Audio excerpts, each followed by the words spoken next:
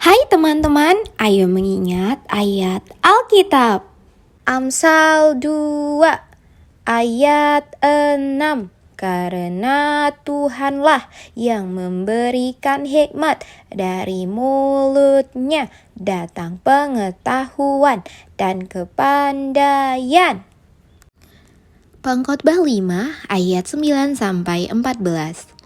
Siapa mencintai uang tidak akan puas dengan uang, dan siapa mencintai kekayaan tidak akan puas dengan penghasilannya. Ini pun sia-sia. Dengan bertambahnya harta, bertambah pula orang-orang yang menghabiskannya. Dan apakah keuntungan pemiliknya selain daripada melihatnya?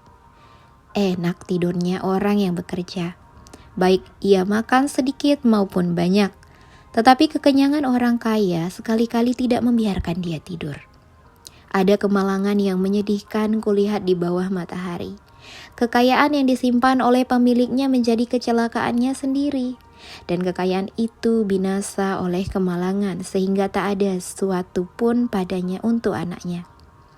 Sebagaimana ia keluar dari kandungan ibunya, demikian juga ia akan pergi, telanjang seperti ketika ia datang.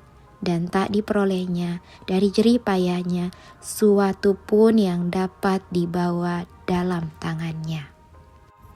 Roma 1 ayat 16-17.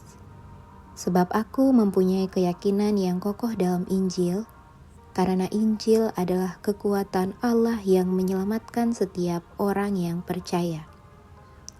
Pertama-tama orang Yahudi, tetapi juga orang Yunani. Sebab di dalamnya nyata kebenaran Allah yang bertolak dari iman dan memimpin kepada iman.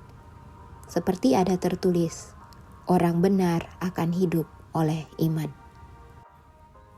Roma 12 ayat 10. Hendaklah kamu saling mengasihi sebagai saudara dan saling mendahului dalam memberi hormat.